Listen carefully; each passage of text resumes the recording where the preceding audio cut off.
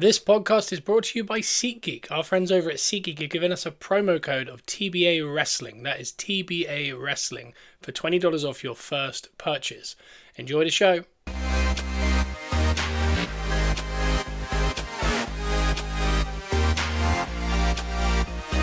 Welcome back to Gunners Rest Podcast, where we are positively Arsenal, and that we are. And like I said on Monday, we are going to turn our focus onto Europe.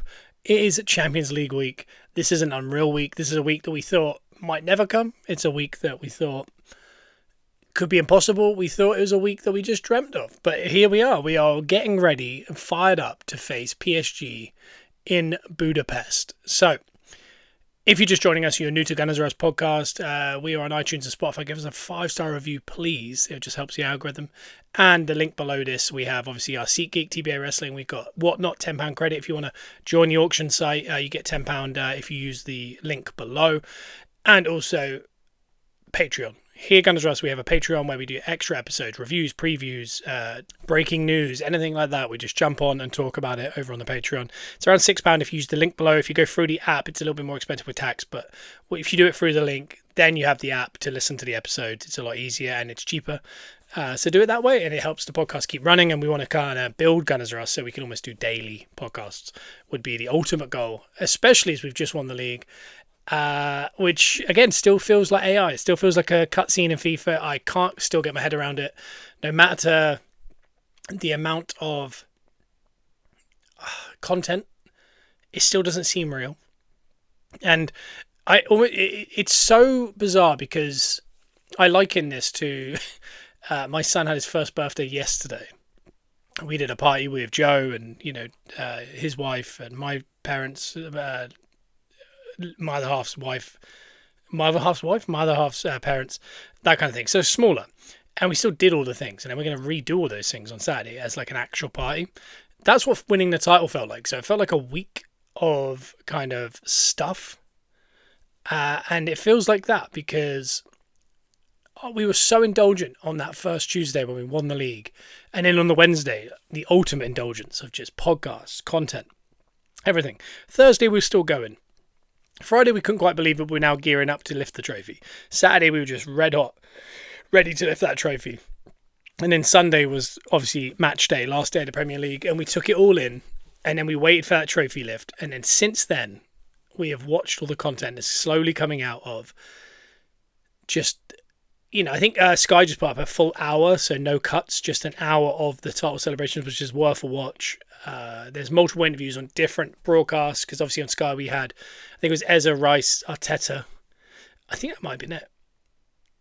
Saka and Rice, and then Ezra separate, I believe. So we got some, but we didn't get all of it. And so we're kind of like I'm watching interviews from different broadcasts. The players were then Insta-storying all night, and then the next day because they had that party, and we'll get into a little bit of controversy around the party as well as Hand of Arsenal and the potential negatives that could come with all of this as we gear into the preview of the Champions League final in this episode. To give you an idea of what we're going to talk about. So we were taking in all this content, and I'd say that we were still taking it all on Monday, all into Tuesday. Now it's Wednesday. Feels like the first day, it's like open water. We're clear. We're clear of the, I don't know, not the stress, but just, we've had our fill. And dare I say, we've had such a fill that there's an element of like too much birthday. Do you know what I mean? There's an element of, I think I'm done with that. I love the content. I'm going to revisit it once the Champions League final's done and the parade's here. But for now, I'm like, no. When you're on holiday and you've been there 8 days, maybe 9, and you get to that 10th day and you think, do you know, I want a bit of normality. I want a little bit of what we'd normally do.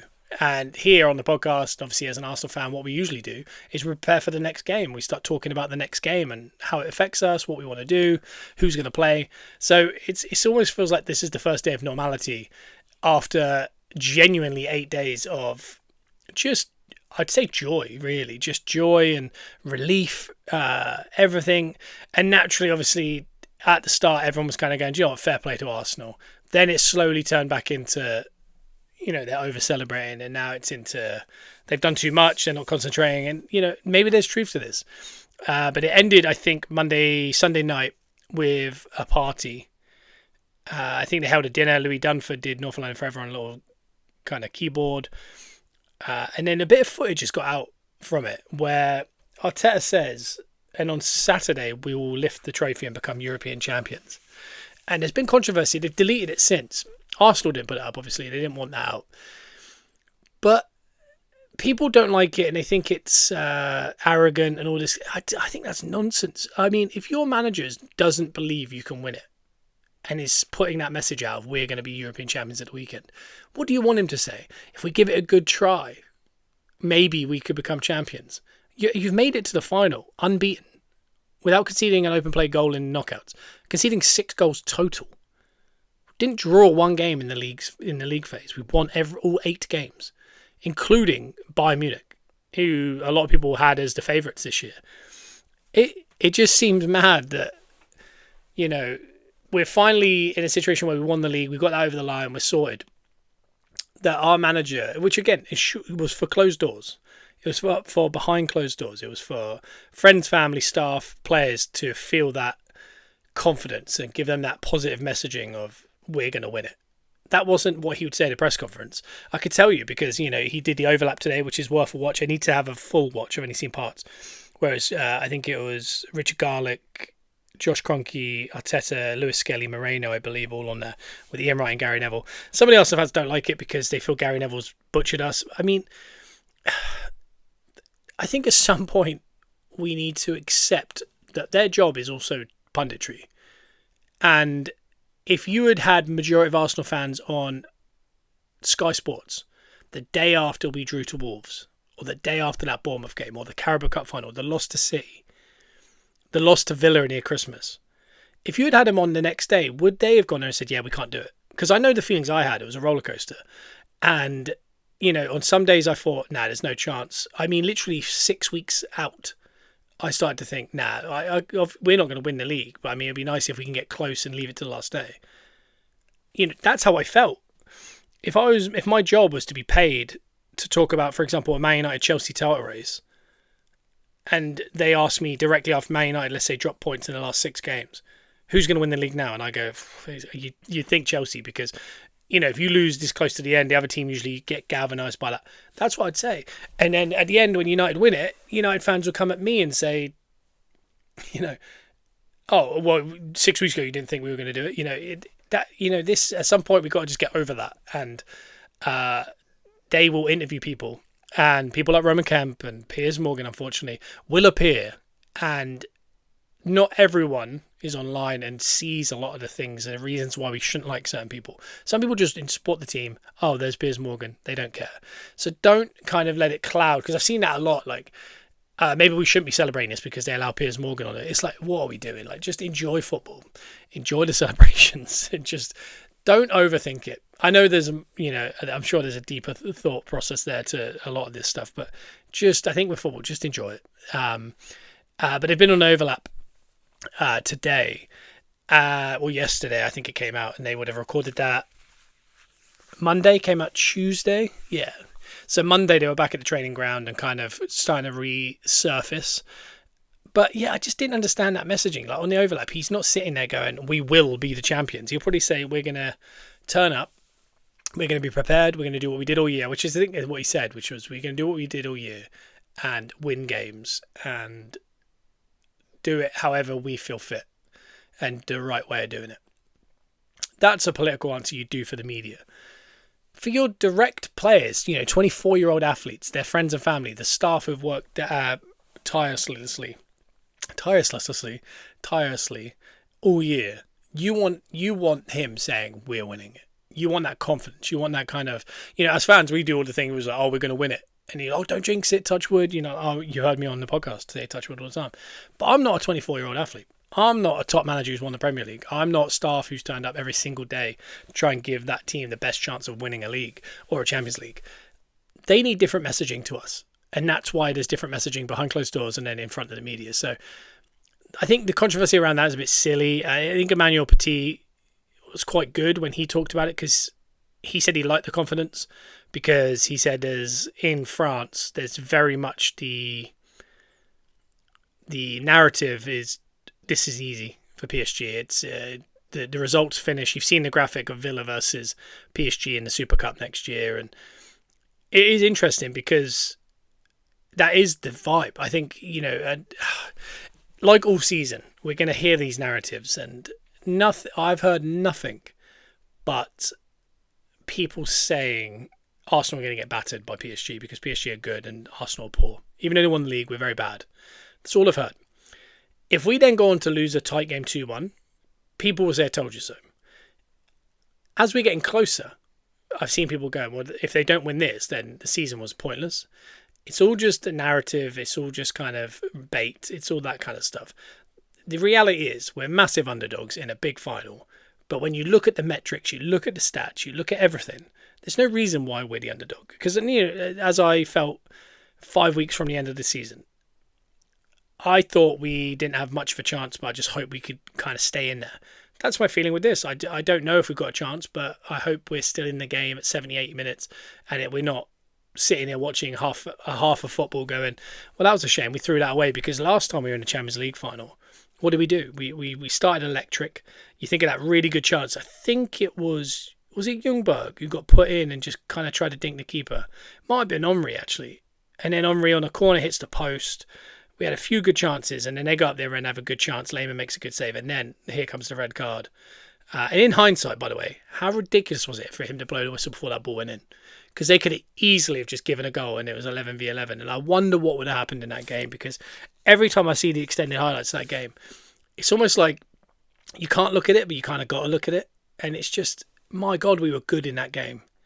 We go 1-up after going down to 10 men. But yeah, you just can't, you just happen to think, and you think of some of the decisions we've got against Barcelona, and you start thinking the worst and conspiracies and, worrying kind of thing. But yeah, you just wonder why he blew that whistle before it went over the line. He had no choice then. Because you can see all the Arsenal players saying, give the goal, it's fine. And it happened, it was so bang, bang, as they say in the NFL, bang, bang play, that you could have just let that go in and go, do you know what? You got to be careful next time, Lehmann. But even a booking, book him, let the goal stand. And 11v11, I wonder what would have happened in that game.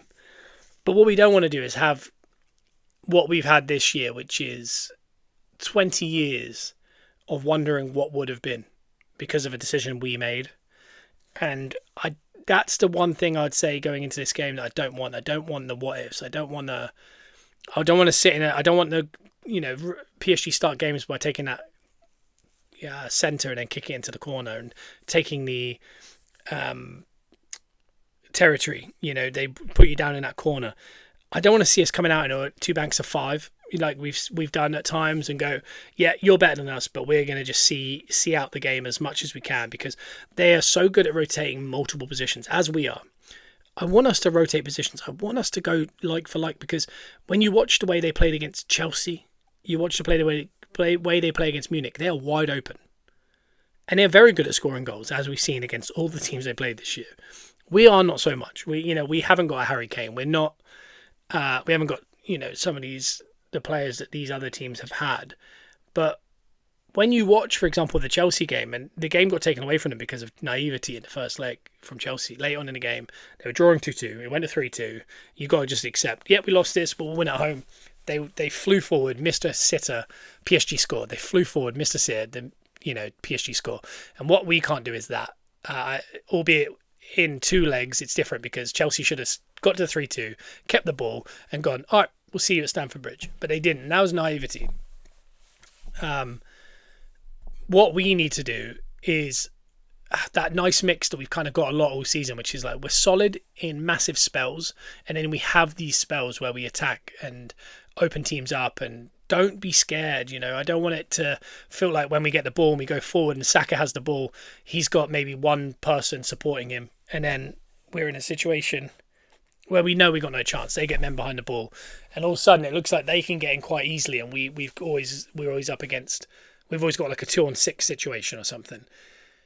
And again, I'm no coach, so I don't know how to even play it. But I don't want any reason. I don't want a bad decision. I don't want to play Rice at right back. I don't want to have anything like that we sit here for the next 20 years potentially going, what if that hadn't happened? What if we had a right back, or we played just a standard right back and Rice was in the middle? Would we have just ran through him?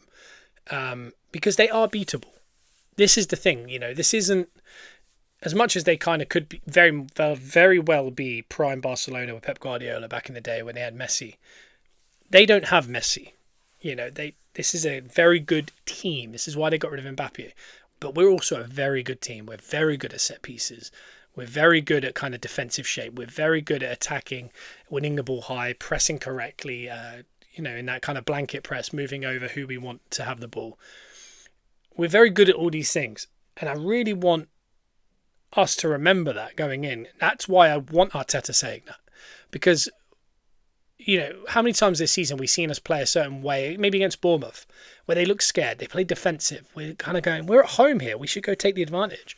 Again, Bournemouth didn't lose a game for 18 games or something, but we didn't realise that was going to continue right through to the end of the season. But you could tell from the off that there was a weird messaging. It was very much, it felt negative. And we've had conversations where Arteta comes out and he says in the media, I tell my players to attack and, death by 1,000 passes and be progressive, make decisions, step out, And then you see the team play like they did against Bournemouth and you think, are they just not listening or is he lying to us? And we had these conversations all year where we kind of didn't know. And as the season came to an end, we kind of got these interviews with Rice and Moreno and Eze, and we hear about these conversations where like the players had to talk amongst themselves, and you could look at that two ways of why were they not involving the coach in that. But I wonder if that is true, that Arteta was giving them that messaging and they weren't being aggressive, and they had to talk amongst themselves and say, why are we playing scared when the manager seems so confident? And obviously there's something, the truth is somewhere in between, because obviously it ends with Eze saying, you need to give us space, you need to let us relax. We don't need to train quite as much. We need to enjoy our football and it will all work out, no pun. And it did. And obviously the reason we've been so good all year is not because we've been super relaxed. You can do that with 5 games going left in the season when you're playing mainly lower half opposition. I think you can get away with that. We're now jumping straight back from playing 5 lower half opposition, including a game we didn't bother in the end, straight back into essentially playing prime Man City.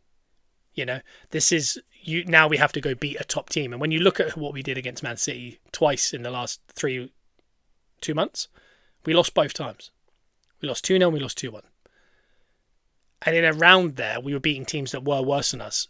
And that relaxed nature that they attempted to get out of the manager, which they got, and we did feel it. We felt the players start smiling more. We saw Arteta being more relaxed on the sideline. It did that messaging did get across to the crowd to stop being nervous. And those last 4 or 5 games, it really did feel like we turned a corner and it was just, it will all work out. It really did. Like, I know that's the pun, but it did feel that way. Like there was a confidence, like this weird kind of, there's like a smirk to it of like, the fans, just relax. It's all going to be fine.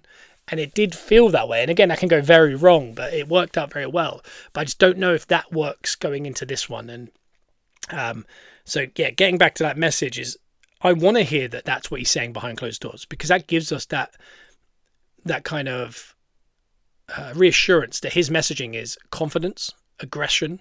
We're the best team in the world. We're European champions on Saturday. We're the champions of England on this past Sunday. That's what I want him here, because I want those players turning up with their, the collars popped and the shirt tucked in and chest out going, yeah, I know they're good, but I mean, we're better. That's how I want our team to turn up, and not cocky, not relaxed to a point of not trained or not fit or no intensity. I want them turning up high intensity. We're the best team in the world. We're about to prove it. We're about to make history. We're all going to get statues. Because that's what they're on the brink of, the unforgettables. That's exactly what they are. And like Ian Wright said, I think if they get the double, this team goes down as the best ever Arsenal team. Maybe not as a long stint. I think, people will talk about Wenger's run of the Invincibles and stuff, but I mean, around the Invincibles was a double, a year off, Invincible, an FA Cup, a Champions League final loss, then nothing. I mean, it's not a dynasty. You look at Herbert Chapman at 33, 34, 35. I mean, there's back-to-backs. Which you could say that team and, the George Graham team of the late 80s, early 90s, it is a bit of a dynasty. But this is a real shot at, I said it on Monday, the Invincibles weren't in a, Champions League final as well as winning the league. They couldn't do it. The year in which they won the league, they couldn't get to the final. They fell out. They fell out of everything to try and get the league over the line. That's how hard it is to win the league. This year we got the league over the line. We're also in a final. We managed to maintain both, also hitting another cup final. So this team is elite to we've been kind of blurred by media and narrative and pundits that we're bad. We're a rubbish team. And it is odd because when you hear from other managers, other professionals that aren't Man City players, they will all say, oh, the best team in the world is Arsenal. They're good at everything. They can attack, they can defend. And I'd say that about PSG. I think they're the best team in the world currently because they've won their league and they're the current European champions and they're in a final again. That's unbelievable. And they're in the same boat, but they've also been resting their players a lot more than we have. But if you said who's got the, best all-round game, who's more likely to get a clean sheet? Arsenal. Who's the best defence? Arsenal. Who's the best collective defensive team? Arsenal. Who's got the best attackers? It's PSG, but it's not by much further than you'd expect because Gyökeres scores a lot of goals. Havertz is an international centre forward. Dembele, yeah, Ballon d'Or, but I think we all agree that as good as he is, he's not Haaland, he's not Mbappe, he's not these players. Kvaratskhelia is unbelievable, but when you look at his stats, it's a little bit unnerving because it's not as good as it should be. And then outside of that, it's Barcola and players like that. Now, again, I don't want any of these words to come back and be like, well, he thought Barcola wasn't great or Doué's not the best player in the world or whatever it is. Because all these players can do, Vitinha, these players are unbelievable. But when you stand them up against our team, it's time for us to kind of go, we match up. It's, all year we looked at combined 11s of Arsenal and Chelsea and why was there more Chelsea players? We looked at combined 11s and everyone had more City players than Arsenal, if not one Arsenal player made it. We looked at combined 11s of Arsenal versus PSG or Bayern Munich, and there's no players or one player. But at the end of the day, I would pick our back four and our goalie over all of their back four and their goalie. I would pick Declan Rice over any of their midfielders. If I had to do a combined 11, obviously, I would have Vitinha in there. And then I wouldn't say it's a toss-up, but I mean, the last spot very much could go to PSG, but on any given day, it could go the other way. Kvaratskhelia, Dembele, and then Saka. I think it's not. So when you look at across that, we've got 7 players out of the 11 that I genuinely believe are better, and we've played together in a harder league all year. It's so possible, and we can feel as nervous and kind of impossible as it could be. But I'm glad that messaging behind closed doors is what it is because it gives me more confidence going in that I'm not going in scared or we're on the cusp of history. But, any given Sunday, I don't want that to be the messaging. I need to know that that's at least what they're getting told. If they don't turn up, we know what they were getting told behind closed doors. We know it's on the players, and getting back to the relaxed nature or less training, it is something that is slightly concerning me now. Because we didn't know that they had, started to train only 2-3 times a week maximum in those last 4 or 5 weeks, especially when we got to that point where we weren't playing every 3 days. We were playing every 7 for the last 3 weeks. They were training only a couple times a week. So they're having 4 or 5 days off from training that hard. And that helped. And it got them over the line. It made them fresher. They managed to get the wins. And City didn't, because when City went into that play every 3 days that we had dealt with a couple of weeks prior, that's when they crumbled. That's when they dropped points. So it did work, but I don't think with PSG you can be, and I do worry because Tuesday we won the league. They partied hard. They partied into Wednesday, most of Wednesday. We did not train. We went back to training on the Thursday, Friday, had Saturday off, I believe, played a very rotated team Sunday, partied into the night. They got back into some very light training Monday. And now, Tuesday, I believe they were off from what I can gather from different sources and that. It's now, I think they said they're going to train Wednesday, travel Thursday, I believe. So they're training today, then they travel. So travel day is not going to be a training day. Then you got the Friday. That's the day before the game. You don't want a hard training session. So you think, my God, when was the last time they had a hard training session? And in amongst all the alcohol consumption, the late nights, the disrupted sleep that, again, we don't know what's going on all year. I assume drinking probably not happening. But, optimal sleep. We're talking about fine margins that, Arteta's been the king of. Where can we find that tiny margin that's going to make us better than the other team? Something large margin is like set pieces. But, is it the way in which we've heard about now with Rice saying it's all going to come out when Arteta chooses for it to come out? And it looks like they've been filming for a couple of seasons now, and particularly this season. And there will be a doc maybe on Paramount at the end of the year, which would be amazing. But he described like there was little parties they were having before matches. They were trying different ways to do it. It looks like Arteta made up an AI song to try and develop that's turned into this other song. And, people could talk about AI or whatever, but he's using every tiny margin to try and get the best out of his players. Then, imagine you're working at 98%, 98%. And he's trying to get 98.1%, 98.2. It's got us to 99.1%, and we've won the league. Then in the space of a week, we've gone from 99.1 and we've had to, gain these little bits of XP, these little 0.01s of, percentages up to be the best. We've just dropped down to 70 because all of a sudden, no sleep for a week, alcohol in the system, less training, maybe relief, less stress, less pressure. That could be a good thing. It could be a negative thing. But either way, it feels like we've done that. And now it's like, now quickly we need to get these back up to 90, 91, 92. Can we even get another little margin and, get right up there? And it does feel worrying because PSG they won the championship 2 weeks ago. They had a party, they had an after party, they've done it a lot. So it's not 22 years wait of just this release of 22 years of excitement. I mean, they didn't have, 100,000 people turning up to their stadium the night they won it. They did their ceremony, they did it, put it away, had the meal, well done, another year in the books because they win it every year. Then they went straight back to training. We need to win the Champions League final because that's the most important thing, more than their league. Whereas we would put the league first. We would put everything into these fine margins, perfect sleep. And again, we believe this. Do we not know that there's certain players that have not been sleeping for months? Do you know what I mean? Who's going through, for example, Trossard going through obviously a personal thing. Has he been sleeping? Has this been happening? Has he been doing this? Has this guy been doing this? Is he getting to training? Are they turning up late? We don't know what anything's really going on, but what we're feeling is that PSG have now been working on those little, they were at 98, now they're at 98.5, 99, 98.6, 98.7. They may be even at 99 by now.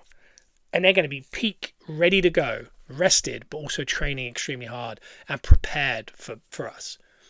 Whereas it feels like, I think Arteta was at a dinner last night for an award. It's like, where are they training? When is it going to happen?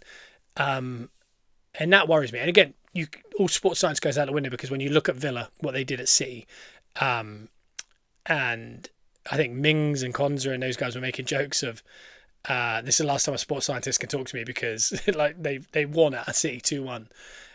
First domestic loss since mid-Jan for City. And they did that like 2 days after winning a Europa League and being on a parade as well. They won the league, went out crazy. Next day had a parade, then had a meal, then missed training. Then they turned up to the match. And they managed to put on a performance like that. So sometimes you can just kind of outperform anything, and it is any given Sunday. So, but what I worry is like if we're not 100% prepared, this could go south, and I'm really worried about that. But getting to the fine margins is something I actually really want to talk about because I don't know I thought about this on Sunday. I started to think about it more Monday. Forgot to talk about it on the podcast, but I'll bring it up today. But I think maybe there is a little rumbling that this is a general consensus now, maybe. But if you haven't heard it already, this was kind of a thought I had. Hand of Arsenal, the Twitter/Instagram account that seems to get everything spot on. It kind of, what was the last one? AFC Bell. A couple of years ago that was always in kind of Arabic. You had to translate it, but they didn't always get it right, but they got a lot right. Then Hand of Arsenal appeared kind of at the end of last year. And throughout the summer with Berta, there was jokes that we all thought it was Berta because when Hand of Arsenal spoke, they didn't get anything wrong. They haven't to this day got anything wrong. Everything they say happens, and it happens pretty soon after they say it. And they don't really say anything until they know it. So sometimes, for example, the Gyökeres deal, they knew a lot of that before, but they pretty much said, it's sealed, he's here, and no one else had that. And then eventually people are like, okay, this has gone all year, they're coming out with team news 15, 20 minutes prior to kickoff or prior to when we release it. they've been very complimentary of the individual players and talking about certain struggles from Trossard to Saliba and all these things. And you kind of sit there and go, God, they have so much information, or they're pretending they have a lot of information, but they're getting a lot right and very little wrong. And as the season came to a close, they were kind of alluding that they were going away. So everyone started to think, is it Mertesacker? Because it really does feel like whoever it is at this point, it's too real. And then this week happened, and this week's kind of blown it completely. And maybe it was the plan. Once we win the league, that they can be a bit more loose with it. But it's clearly a backroom staff member. It's clearly in-house. We know that. They were saying, when the City game was finishing and we didn't know Arsenal were even watching it, because obviously they were on radio silence in case City didn't lose or draw, that it was... They were saying things like the players are in tears, they're all hugging, Arteta's not here. All stuff that later on we found out was true. They're in the pool listening to North London Forever. Then a couple hours later, we see Madueke, in a towel, and you think, okay, so that did happen. And there's pictures. Now he's putting up pictures from in the room. And you're thinking, yeah, but he could be stealing that from maybe another member of staff puts up, has an Instagram of 500 people. No one really knows about it because no one really knows who the third physio down from the head guy is. Maybe stealing photos from there, and you think, I don't know, like a catfish. But then you think, but if he's releasing that, now Arsenal know that this person's definitely in the room in major moments. So they, how easy would it be for? Because it's not like a mum and pop shop, 1,000. This is a person that's got a lot of followers, and pretty much Arsenal fans. We all live and die by Hand of Arsenal. So when you think of Arsenal, are very well. I can tell you they've got 310,000 followers on Twitter as well as other places. But it's a situation where they will want to know who it is if they don't know who it is. They have cameras all around the sober. They could literally document the time in which those photos were taken, and they could pinpoint the person taking the picture. When they all jumped in the pool, there can't have been that many people in there. Then they put up a picture with Declan Rice and Saka, Timber, Eze outside the Emirates that morning. And there was only about 5 or 6 people there, including the 4 players. So then you think, God, he's really allowing this to whittle down. Somehow no one got any clear footage of them all just kind of there. Even in the TikTok lives, and the girl that obviously came back to meet them and all that kind of stuff that they mentioned in their Sky Sports interview. And then obviously it got to the end bit, and I throw my back up lifting Arteta after the game. There was only 2 staff members that weren't players doing that. So unless it's a player, it's one of those 2. They took a picture of the winner's medal on somewhere. It looks like it might have been Gyökeres. Then Gyökeres put up that footage of someone taking a picture of it, and it's a staff member. If you look in the reflection of the medal, you can see a certain phone case. People have connected that to one of the people on the pitch, because Arsenal fans are crazy, and they've put cloud coverage before to find out exactly where Gabriel was when he was joining Arsenal on the M25 or whatever he was. It's it's pretty apparent who it is, and they've not shut it down. They're still tweeting, they're still Instagramming, still giving us more information, which led me to believe it was like, oh, they want this. And then I realised fine margins, Arteta using AI and things like that. This is just another tool Arteta's used, isn't it? And this is all going to come out, I swear, in the doc at the end of the year. He said to a backroom member, start an Arsenal account, give basically everything we want to get out before, we want to set the narrative before the narrative gets set for us. Before Fabrizio and Ornstein and everything else starts going, oh, Arsenal don't want Gyökeres, they want Sesko. Then Hand of Arsenal goes, Arteta only wanted Gyökeres. Then Arteta backs that up in interviews later on. And you think, now you look back and you go, oh, Arteta and Berta must meet with this guy and go, tweet this, put this out. You can put the team news out 15 minutes before. It's absolutely fine. It's only our fans that we're worried about, and we just want to give them a little boost, because they don't want to have to wait another 15 minutes like everyone else.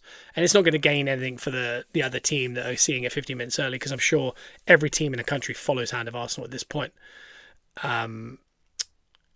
For me, I think it's just another fine margin that Arteta has found to gain something. Whether it's the connection, he talked about it since day one when he joined the club. We have to get the crowd and the players connected. I don't think you've seen it in a bigger sense in any team ever going from such a lack of connection to such a major connection in the last 7-8 days. And a part of it is these little fine margins. That TikTok song, North London Forever, these are all little things he's done. Removing the tunnel at the Emirates so the players can touch the fans. There's so much stuff that's being done. The way in which they announce the players into the ground. I don't think it's not on purpose. And I'm now starting to think the hand of Arsenal is just ran by Arsenal. It might be a collection of backroom staff. It might just be 10 of them. It might be Arteta himself just, telling a guy do this. But I'm fairly certain we'll find out. And that's why we get perfect, and also why he said he was leaving at the end of the season. And maybe he's like, well, we can't get more out of it. It can't keep going on. And we got what we wanted out of it, which was the fine margins to win the Premier League. And I just wonder if that's all going to come out. And I wonder what it's not illegal to have leaks, is it? But so they're kind of controlling their own leak. So, yeah, I just wonder. There's so much to unpack with that, if that is true. And I think it's such a different way of trying to achieve something and using certain tools that just haven't been used. And Arteta's talked about using AI or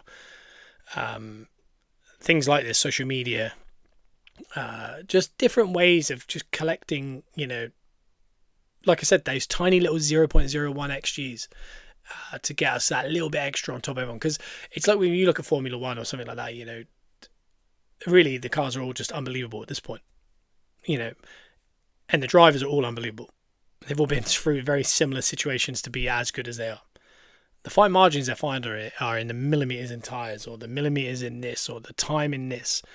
And if they can just nick, a 0.1 XG, that wins them a race. And I think he's learned in football now. And we look at the Premier League all year. Everyone's good at set pieces now. Everyone's good at defending. Everyone's man for man. There's not much you can do. That's why we're seeing less goals. That's why we're seeing more stalemates. And we're seeing more boring matches, quote unquote. It's because everyone's very good. Everyone's at a level now where, before you'd have some at 30, some at 60, some at 70, a load at 80, and then a couple at 90, but one of them's clearly at 95. That's how the league was. Whereas it feels like now, there's a load of 60s, a load of 80s, and quite a lot of 90s. And it's just who can just pip 90. That's what it feels like. It feels like everyone's so good. And, when you look at the points Tottenham, West Ham, Palace and Forest, all these kind of teams got, only one of them went down. There was only two, 30s in the league this year in Wolves and Burnley. But once they went man for man later in the season, they instantly become better because they instantly leveled up to a 50, So it is about margins now. And I think until other people get on that and, you can go bar for bar with people and just hope for the best. I hope I finish my chances and they miss theirs. That's what football's been in the past. And because you have better attackers, that's the not fine margins, but large margins that make the difference. Because when you're attacking with Fleming or you're attacking with Haaland, there's going to be a difference, and he's just finding every little, thing. He's pushing the boundaries of what's allowed, what isn't, and going right to the brink and then coming back and going, yep, found our line, but in every metric. And it's got us here, and I just hope they can get back to it before that Champions League final. But that's my piece on hand of Arsenal. I noticed this week in the kind of messaging narrative outwardly in the media was, we can win this. It's been tough, but we can win this. And then Enrique's now playing a similar, Arsenal are very good. It's going to be very hard, but we really need to try and be a team that can win it back to back. And he's trying to play the underdog. It's not fooling anyone. They're very much the favourites. Like I said, it's like Super Bowl week. It's, we fly out earlier than usual. The players will have to do a lot of media, and this is again going back to that kind of conversation I was having with the idea that where's the training happening? Maybe it's happening and they're keeping quiet. Maybe the players are back locked in, but they're releasing content on a backlogged nature, so that it feels like maybe they're still, because even just talking about winning the league still, and meeting up with some pundit to talk about it, feels like surely their attention should have moved, but this could have been filmed days ago. But it just feels like, the attention now should be locked in, that kind of aggression, that locked in nature, that kind of formidable force that we've been all season. I want to see that in them now. I need to see some training. I need to see them, with that kind of eye of the tiger, as they say, and kind of, we are going there and we're going there, not to take part. we're going there to win. And in '06, it felt like, to an extent, even though these was an invincible team and gone a couple years now without winning the leagues, missed it out on '06 again, but we still had Henry. We'd mixed it with some nice youth like Hleb and Fabregas, and Almunia ends up playing a lot of the game as a younger player, and Ashley Cole's in there. There's some really good. It's a good mix. It's a really good team. You still got Pires and Henry and Ljungberg and these guys, but there's Hleb, there's Fabregas. It was such a perfect little mix. But they went in as the underdogs, and in the end, we took the lead. We were clearly the better team for a long period of that match, even with the sending off. And it wasn't until late on that they start scoring goals. One offside, by the way. But they started scoring goals, and all of a sudden it just fell apart. And it was almost like they didn't believe they could get it over the line. I don't want that this year. I don't want them to feel that they couldn't get this over the line. I want them to feel like they could. If we get 1-0, 2-0 up, or 1 goal up, I want there to be a feeling in PSG of like, oh no, this is going to be hard. And I mean, that the work's been done prior. They'll feel that way before the game. I'm sure they've done scenario training where it's you're 1-0 down. How do you feel? What does it look like? How do they look? What's the shape they deal with? And they've probably dealt with all that. And so therefore, when it happens, it's very part of the course, and we've trained for this moment, and they go after it. So it's not that they can't, but, history should speak for itself, and they should know this team's very resolute. This is a hard team to break down. And again, last year we did play them, and I think Enrique kind of said, like, it's so different this year. And I think it is, because I think that team last year was a team decimated by injuries. It was a team that, frustratingly, in the first leg, missed a couple goals because of very good Donnarumma saves. And I'd say this time I think their team is as good as it was last year, but their goalie's worse. I think we're as good as we were last year, but I think our kind of collectiveness is better. Our finishing is better. And our goalie is better than he was last year. He's got better. He's progressing every year.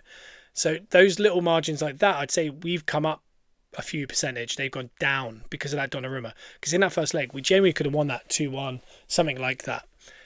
Second leg, it got away from us. But if you remember, we started so brightly. We were doing the long throws. It was causing problems. Odegaard had a good attempt that Donnarumma again saved. Then they got up the other end. I think it was Ruiz scores, and you could see the deflation in the team. And I think it wasn't until maybe 70th minute that we started to realise, like, we've got nothing to lose, and we can actually get in when we try. As soon as we tried, we were in. Do you remember Saka? I think Saka gets the goal, but Saka could have scored like a 5-minute hat trick. He misses that sitter, the goalie misses. He has the open goal. He hits it over. That changes the game. If Partey doesn't do a Cruyff turn on the edge of his box, Hakimi doesn't kind of end the tie. But all of a sudden, it's like they realised that the kind of 160th minute of a two-legged tie, we can win this. We're better than them. And all of a sudden, it's like chance. You see that in football, a lot of momentum. And, when we turned over onto the Tottenham-Everton game, and you hear about how bad Everton had been, but it was only 1-0. Spurs hadn't really created much, but they were winning 1-0. All of a sudden, they put their foot to the floor, and they went, all right, we've got to try and get a goal. All of a sudden, header just over the bar, header just wide. Tyreek George, unbelievable save. And you think, oh, if you'd done this 20 minutes ago, that was it. They were done.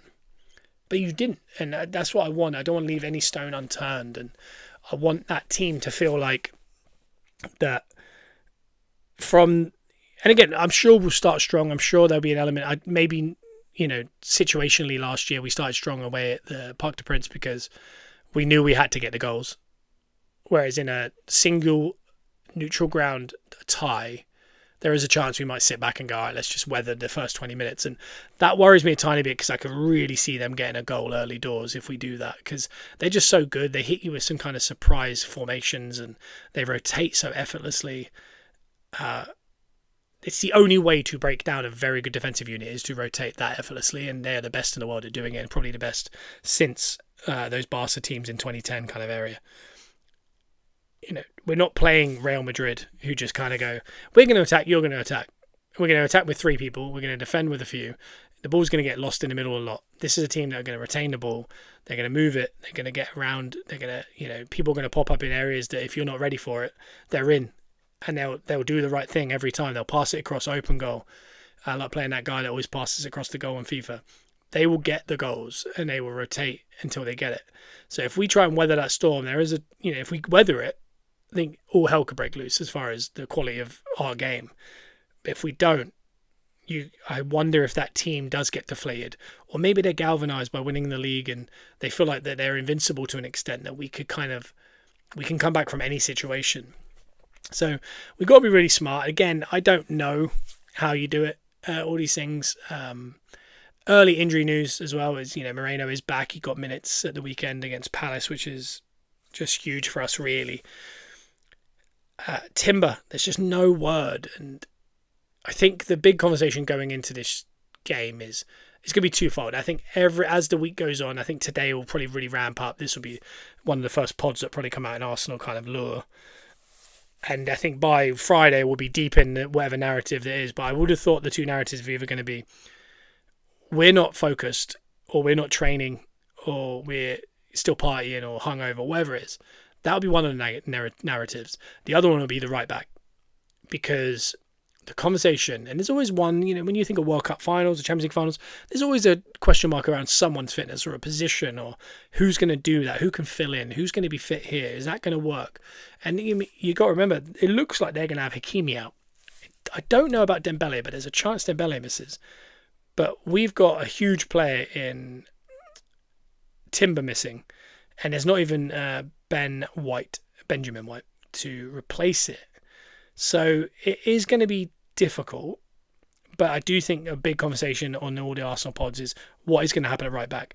Was Zubimendi having a run out to kind of get a feel for the right back position? Is Mosquera just going to play right back?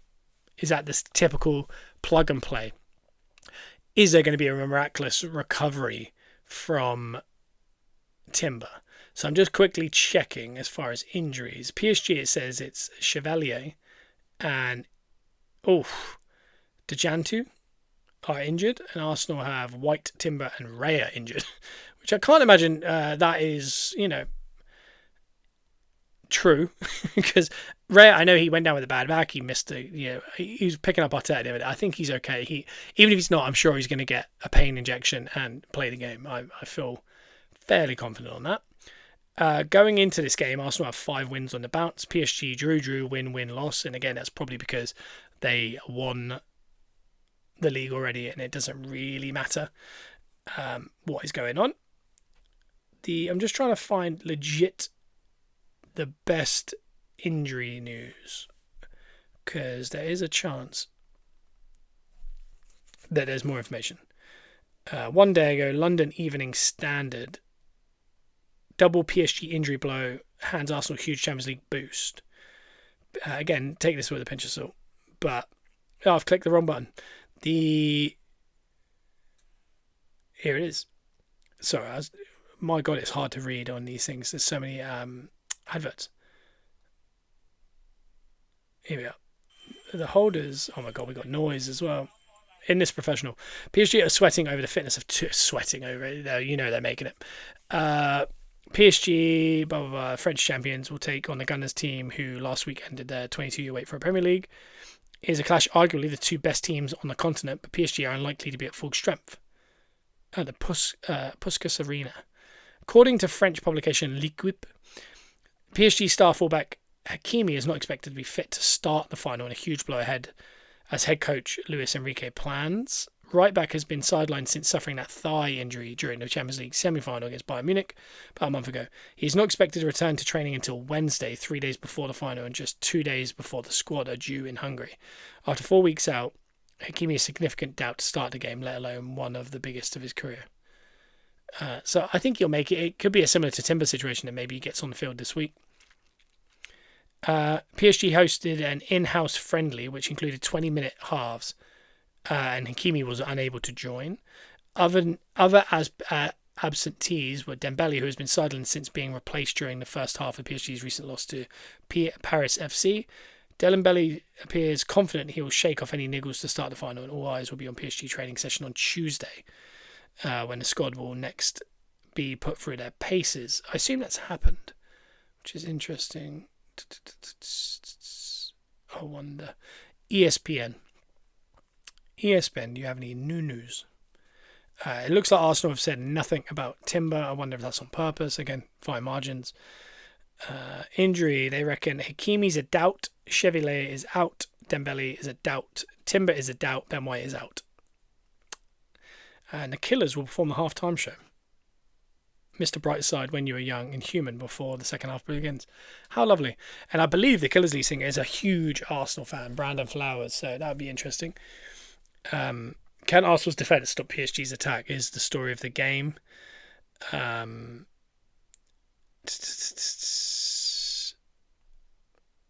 they're discussing, obviously, it was the lack of pressure going to help Arsenal or hinder Arsenal. Only time will tell. So, on the Patreon, at the end of the week, I'm going to go more in depth in that as we obviously have more press conferences, more interviews, and there'll be a lot of media surrounding it. We might know more about Hakimi and Dembele or Timber. I'd say they're the 3 big talking points. And we might actually see us training. That'd be nice. That would make us feel a little better. But try and enjoy your week. It's an exciting week.